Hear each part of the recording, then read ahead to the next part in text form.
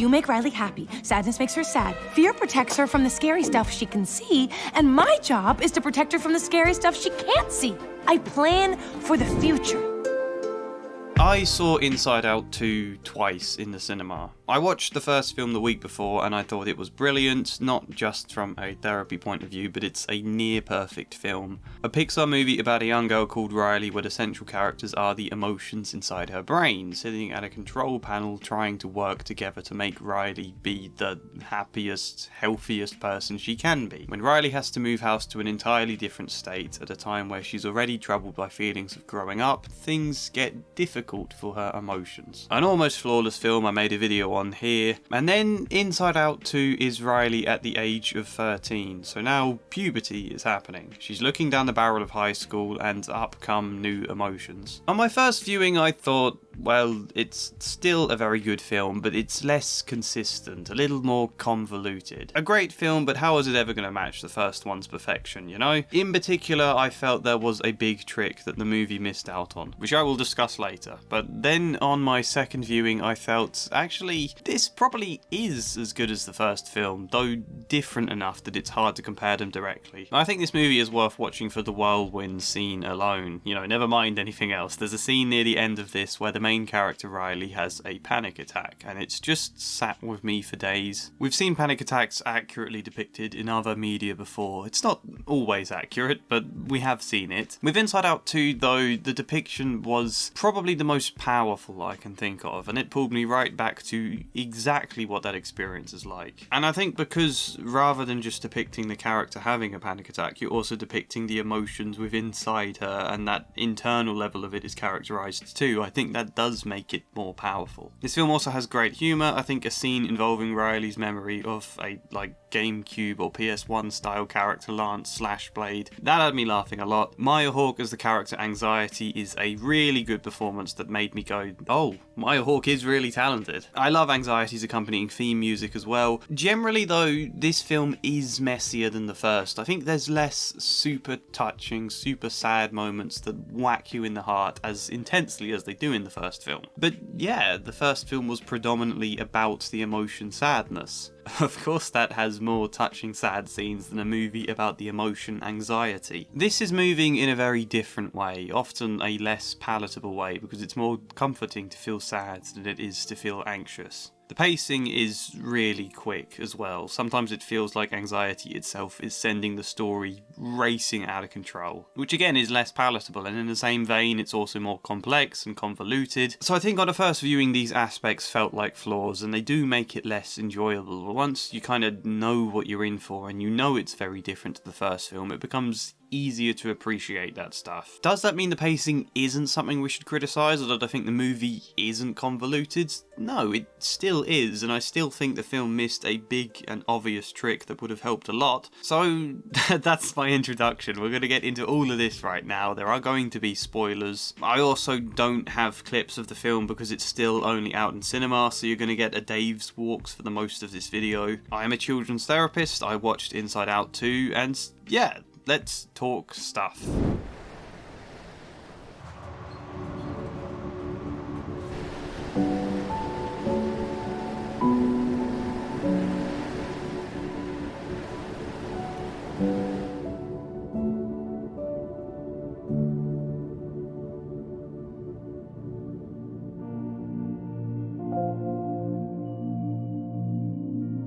So I think one of the inevitable problems this film has is that its very existence has to break the world building of the first movie, because originally there are 5 emotions: joy, sadness, anger, fear, and disgust. Riley has these key 5, so does her mum, so does her dad, so does everyone else we see. But now we have a movie where puberty makes more emotions appear: anxiety, ennui, embarrassment, and envy. But so why don't we see her parents having these emotions in the first film? Do they appear at puberty and then later become integrated into the 5 original ones? Do they not? Is Riley just different? And why do they suddenly appear at puberty too? You know, I've worked with kids younger than 13 who, metaphorically speaking, had a little Maya Hawke running around in their head. I can remember being embarrassed long before puberty became a thing for me. And so, you know, in answer to question 1 there, I don't care that it breaks the world building. Inside Out doesn't feel to me like the kind of movie where you're supposed to expect the metaphors to work without any complications or plot holes. These are functioning to tell a powerful and meaningful story through metaphor. Who cares the metaphors have to bend a bit? Even in the first film, they bend a bit for the sake of a joke or making the story clearer. And the film does try to solve this problem by having a little anxiety pop up in their parents' heads as though it was always there. It was just like hiding under the table for the first film. That's why you didn't see it then. It's not a great explanation, but it's fine. It doesn't bother me. In terms of the emotions appearing now, I don't think the idea is that Riley has never felt anxious or embarrassed or envious until she turns 13. It's more like those feelings weren't occupying a central role in her mind. We see a character called Nostalgia appear in this film. She bursts through a door into the control room, eager to come forwards, but then everyone is like, no, we don't need you yet, Nostalgia. You come back when Riley's a bit older. So, that emotion is already there. It's just not in a leadership role yet, let's say. And anyone who's ever been through puberty knows so much does change. The film uses the metaphor of a demolition crew bursting through into the control room, creating an absolute mess, installing a more complex, larger control panel, but also not finishing the job and leaving everything covered in dust and scraps and saying they'll come back later to finish because puberty takes time. Again, really, it's just a simple metaphor. Puberty isn't a switch that just gets hit and you change. This movie does employ the Kevin and Perry thing, which is this. Happy birthday to me! Happy birthday to me! Happy birthday, Dick! Goo! Goo! He's become a teenager.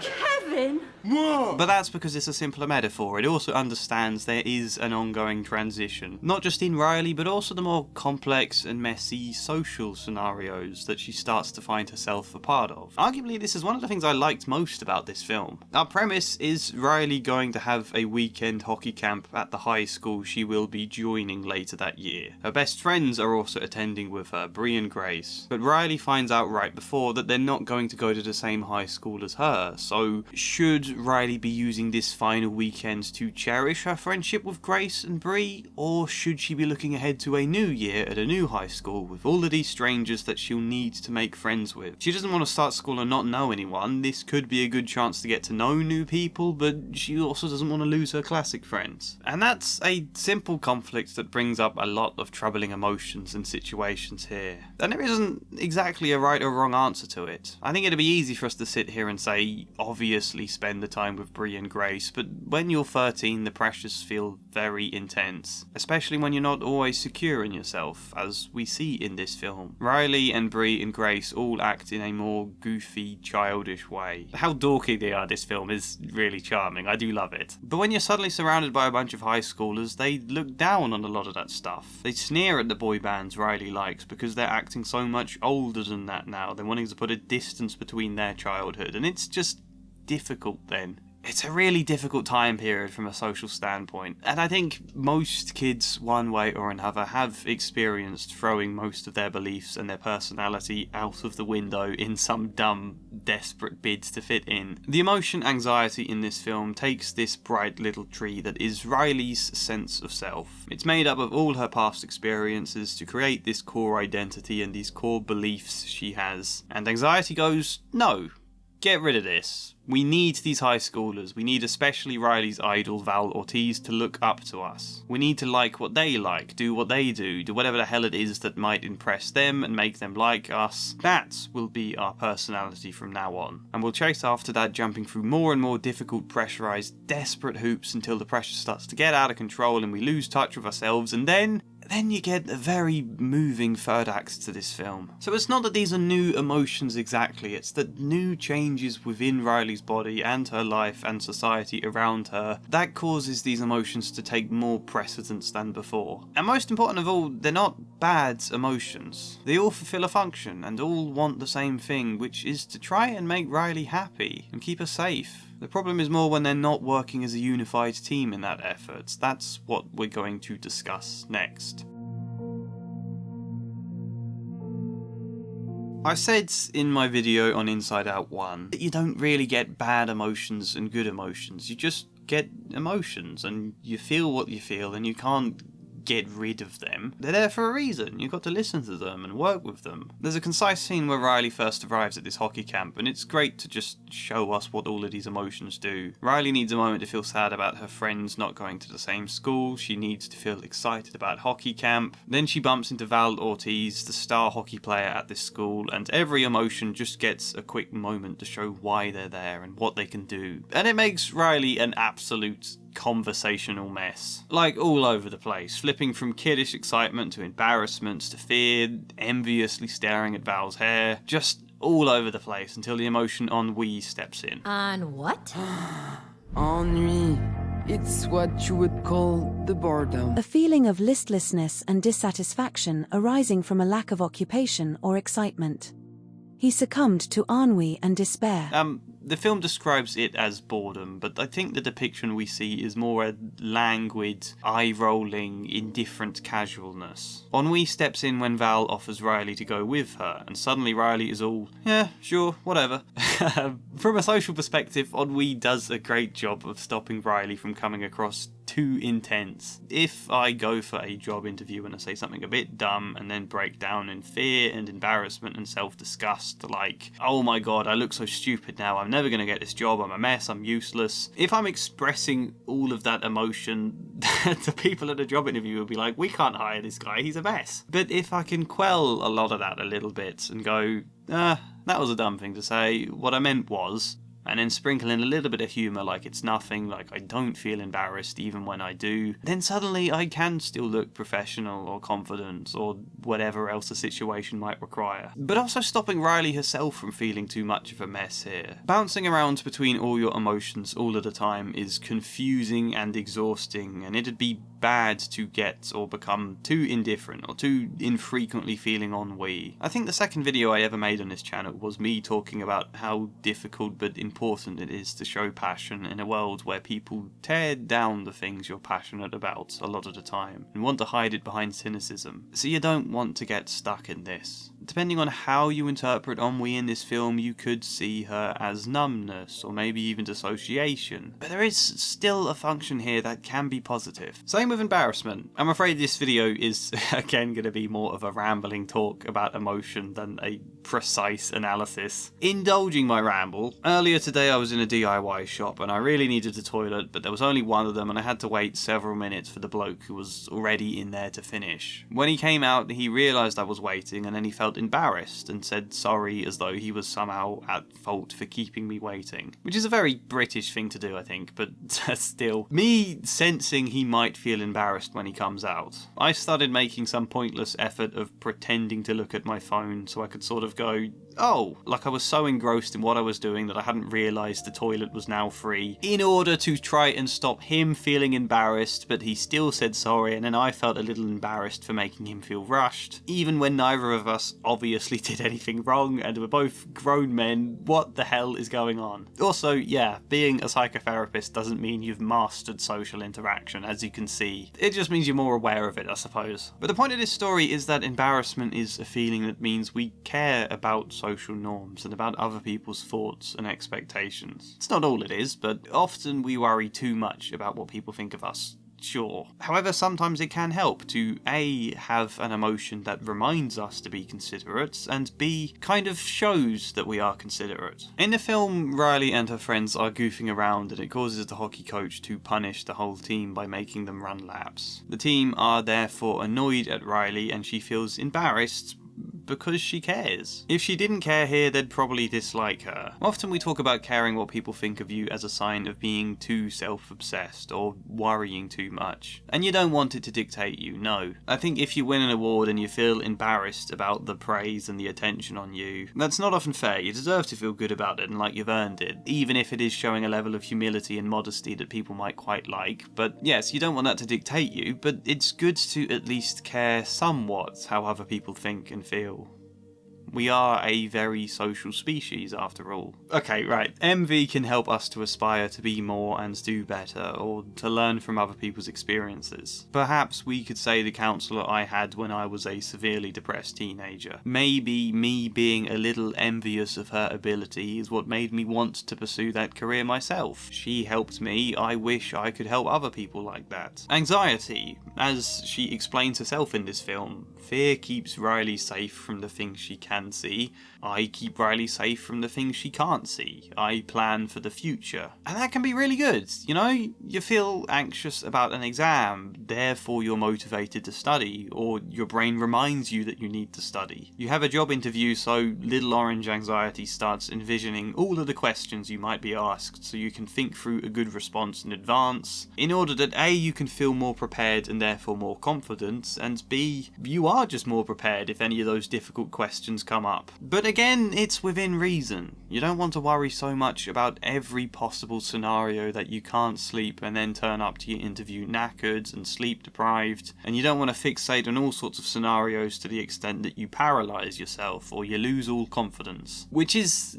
exactly what happens in this film. Anxiety appears and hopes her careful pre-planning will help Riley navigate the social pressures of a hockey camp, will help her successfully make new friends, impress the coach. Anxiety's train of thoughts will help Riley achieve good things which will make Riley feel good. Here's the goal, if we reach that, it's happily ever after, you know? And Anxiety's fixation on the potential bad scenarios will help Riley avoid that from happening and therefore keep her safe from feeling bad. But Anxiety is so keen to prepare Riley that she completely takes over, completely dismantles Riley's previous sense of self to instead try and create this new personality based on what will impress. Then, in one of my favourite moments this film, she works Riley's imagination like an office in overtime. Like employees at Tesla, all Riley's little balls of imagination are working late in isolated desks, being made to draw picture after picture of possible bad scenarios that might happen the next day. Riley trips and falls and everybody laughs at her. Riley doesn't win and the coach isn't impressed. Riley does win and her friends hate her for it. It's really stressful and it terrifies Riley. And therefore Joy and the others start a minor rebellion, breaking into this imagination office and drawing good pictures of positive things that could happen as well, so that Riley can relax and feel better about herself, but all of it is staged as this big rebellion against anxiety in a really fun, succinct way. It's hard to explain when I can't actually show it, but it's great. But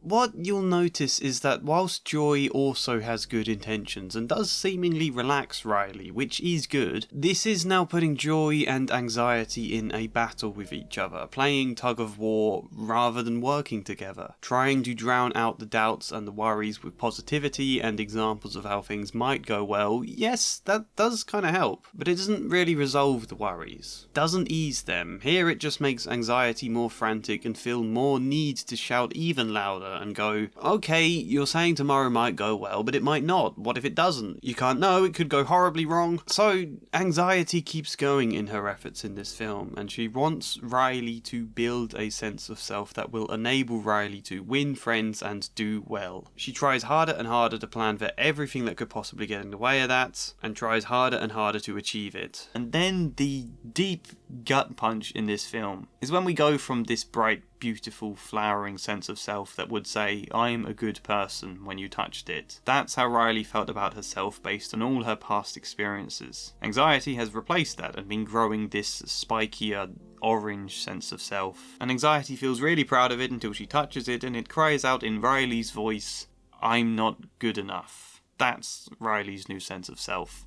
Oh my god, that bit hurts. And you hear Anxiety herself then go, oh no, what did I do wrong? Because she does really just want to help and nurture Riley. I love the way all the emotions in this film call Riley their girl, like their proud parents. And Anxiety cannot understand what she did wrong. It's really moving. The first film is moving in a very sad but beautifully comforting sort of way. This film is moving in an anxious, uncomfortable sort of way, which is so much harder to pull off, I think. In general, I suppose you can say this film has a moral about staying true to yourself. And you hear that moral a lot in children's TV. You hear celebrities saying it as advice all the time. I can remember rolling my eyes at it because what the hell does it even mean? How can you even stay true to yourself if you don't really know who you are? A big part of this film is Riley figuring out who she is. She thought it was one thing, then she's thrown into a new situation in life and it makes her doubt it and brings up all new feelings, and then she has to reach a resolution of who she is again. Inside Out 2 is great because, this is still an important moral as much as I can roll my eyes at it. But Inside Out goes, let's explore it beyond just the bland, typical scenario that I can endlessly remember from kids' shows where a character is like trying to impress a girl, does all sorts of dumb things that they think she'll like, and then learns the girl is only impressed when they just be themselves. Yeah, fine. Not exactly wrong, but Inside Out digs deep into why people feel compelled to impress so much in the first place. Why it is kind of important to an extent, but also how it can go so incredibly wrong. Not just because, oh, that girl won't be as impressed if you come across forced, but also because it leads to a panic attack. When your sense of self is built only around what you think will impress others or what you think will help you achieve specific goals, it leads to a terrible feeling of, I'm not good enough. I will never be good enough. And so anxiety starts working harder and harder to fix this, but that just is making it worse, and then she runs away with herself, going faster and faster until she becomes this literal whirlwind. A whirlwind that takes on a life of its own, while anxiety ends up frozen, paralysed at the centre of it, unable to move, a tear leaking down one of her eyes. God damn, is that great. Not as beautiful as any moment from the first film, but it sticks with me so much more. The point is, again, that your emotions need to work as a team. They all have their purpose, but if one takes over or gets split off and suppressed, things generally start to go wrong. Or trying to drown out a feeling, when someone isn't listened to, they only shout louder. And it is a bit blunt in places, yeah. The scene where Joy gives a speech literally saying, maybe we can't stop anxiety. That's a bit on the nose, but it's also true. Anxiety is there. She's not necessarily a bad thing. I think sometimes people tie themselves in even more knots being afraid of their own anxiety. Like, oh no, I'm feeling anxious, that must mean there is something wrong with me, panic. I suppose anxiety disorders can be more extreme, but even then there is the heart of something positive trying its best to help you. And I think the better you can recognise that and listen without fear of it, the easier it can be to ease. If I was to make a very simple, straightforward point about anxiety, I'd say this. It tells you you need to prepare for every possible outcome because it's worried you need preparation. However, sometimes it does just help to remind yourself, I can handle it. Whatever happens is going to happen. I can't prepare or foresee or control everything. I don't need to. It's okay to not put that pressure on myself. Whatever happens is going to happen, and I can trust myself to handle it when we get there. So, as much as I like the little rebellion where Joy makes Riley think of good possible outcomes as well, that's not easing the worry so much as trying to outweigh it. In a way, I think that desperate bid to push possible outcomes makes Riley even more afraid of the worries. And also, there are situations where you can't convince yourself nothing bad will happen, that it's going to go well. Some situations just are bad. At the moment, my granddad looks very close to death. That is obviously going to happen, and whilst one part of it might be a relief now, he's 96 years old, it's been a big stress for my dad and my aunt in particular, it's still inevitably going to be a bad, scary, painful experience. But that is also okay, because we can handle bad, scary, awful situations. There's nothing I can do to avoid it here. I will hate it when it happens. Maybe I won't even cope. Or my dad won't, or at least he'll feel like he's not coping. Maybe he'll kind of fall apart, but that's also okay, and I can trust myself and trust him to get through it. And also, there's nothing wrong with feeling like you're not coping. Sometimes recognizing that can be kind of liberating. So I think trying to convince yourself nothing bad will happen can put you in a tug of war with anxiety. Something might go wrong, it might, you can't ignore that. Yeah, it might, and I'll trust myself to get through it if and when it does, but that's not happening yet. I'll take a breath, I'll remember where I am now, and I'll remember I'm capable of handling life surprises. At least this is what I found for myself growing up. I think everyone's different. But yeah, I was talking about a movie, wasn't I? Can you remember that? Do you remember Inside Out 2, was it? I said I thought this movie missed a trick. Let's discuss what that is.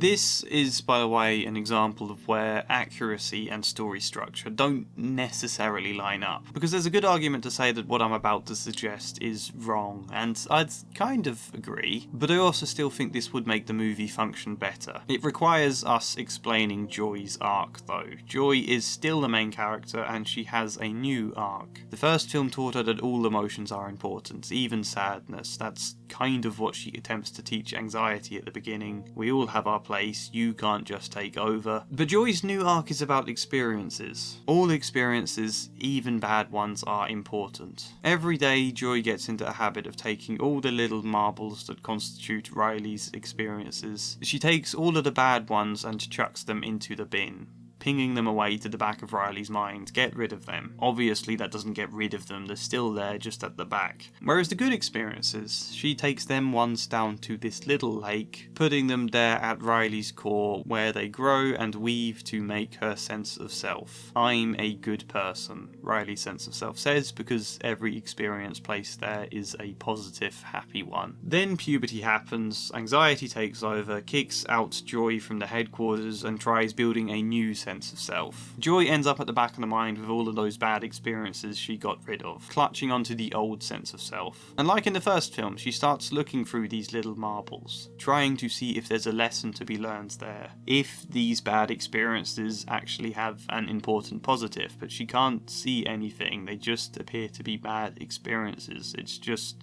not good, which I also kind of like, you know, sometimes things just aren't good.